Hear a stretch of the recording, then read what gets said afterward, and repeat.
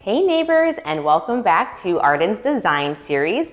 I'm Katlyn. I live in this beautiful community and am the owner of Banyan Design, a local design firm.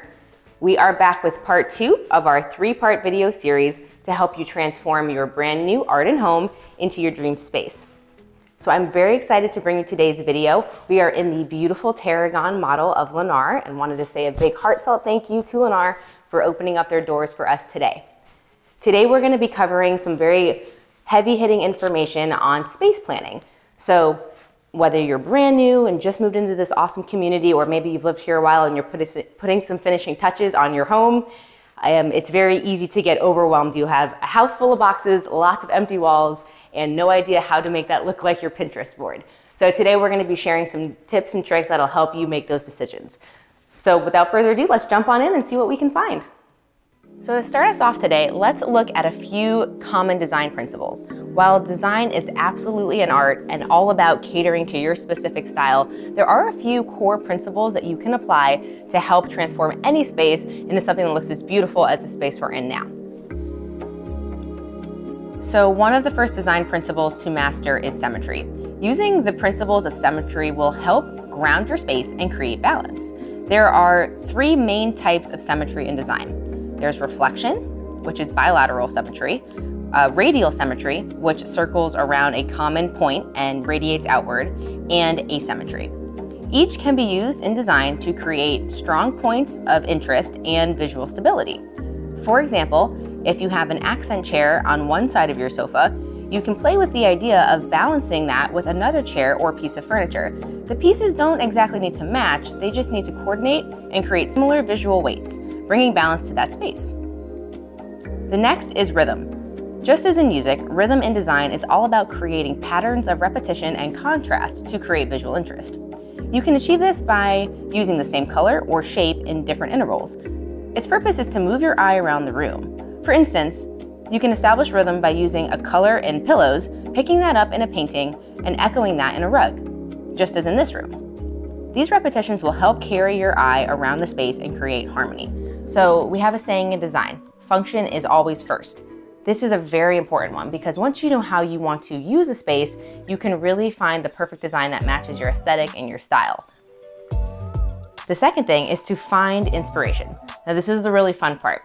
I typically recommend that clients start very broad and then you narrow it down. So whether it's Pinterest or Instagram or wherever you find your inspiration, save everything that you like for that specific space. Then start to cull down what items specifically you like about the pictures you've selected. Is it a certain chair? Is it a style? Is it the texture of the rug? Once you have that narrowed down, you can start to create a list and really help give you some specific ideas when you're shopping. The next step is going to be to measure the space. I always recommend you don't have to get super fun or crazy here. Just get a normal piece of paper and a ruler and just spec out the size of your room. If you have a rectangular room, you're going to want to start with a rectangular shape on your paper and so forth if you have a square room. Once you have an idea of the dimensions of your room, you're going to want to actually measure each wall and also remember the architectural elements, your doors, windows, cutouts, anything like that. Once you have a clear idea of that space, you can start to think of the furniture pieces and decor pieces you want to put within that space that's going to help with the function of your space. For example, in this loft, even though it's a relatively smaller space, they've planned it out very well so you have size for a full sofa, 2 desks, plenty of places to play games and chat and enjoy a movie. Once your space is all measured out and you have an idea of what you want in it, you can start to play with the design. This is where it gets fun and a lot easier than having to move furniture a bunch of times once you have everything trying to cram it in the space. So this is a time where you play with the TV on different walls, where you're going to put the sofa, where your seating areas are going to be. I always recommend to clients that you come up with 2 key designs, 2 of your absolute favorites. And there's a really good reason for this. You might start shopping and then you fall in love with a piece and it's too big for the design that you specified, or maybe something's out of stock or not coming in for another 3 years because furniture can take some time. So that being said, have a few favorites. That way if you do see something you fall in love with, it can easily fit into one of your 2 favorite designs. And now the fun part. Now you get to shop the room.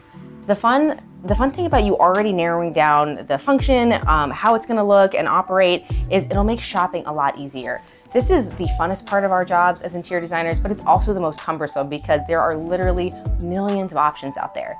So in order to have it be something that's really fun for you to do, I recommend when you're shopping, whether that's online or in store, you take your specification sheets now that you've created, and you can even type those into your online retailer, and it'll really help narrow down your search. Once you've purchased, then you put them in your house, you enjoy the space, and most clients think it ends there. Well, design is a lot like your life. It needs to be fluid. It needs to be able to adapt and change with your lifestyle. So I always recommend, as a really fun way to kind of freshen up your look, you want to be able to have certain items like throw pillows are a really great example, or accessories that you can either change out seasonally or every few years, or even repurpose to other areas in the home to help give consistently a fresh look to your space. I get questions from clients all the time about art. Art seems to be one of the toughest things to accessorize with. So I thought we'd cover a little bit of how to pick the right art piece for your room, and how specifically to hang art, and then what to do with multiple art groups or art gallery walls.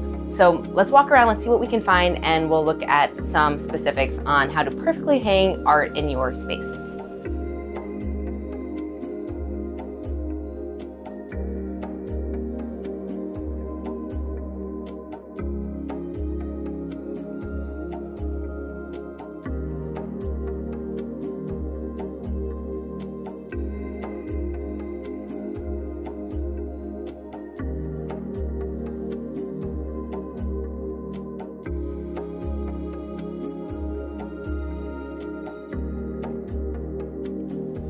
Our final tip in space planning is accessorizing. This is something that is so fun, but often gives clients a lot of anxiety.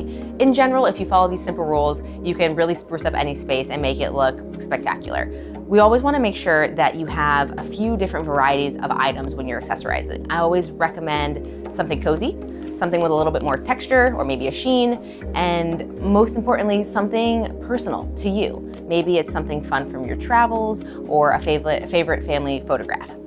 So if you apply these to your space, I think you'll be very happy with the result. So thank you so much, neighbors, for joining me today. I hope that this was helpful in giving you the confidence to design your perfect dream space. Just remember, design is a journey. It should be fun, take your time, make sure it's unique to you, and utilize the tips we went over today, and I'm sure it'll come out beautifully. So we will look forward to seeing you next time on our third video of our series, and until then, stay inspired. See you guys next time.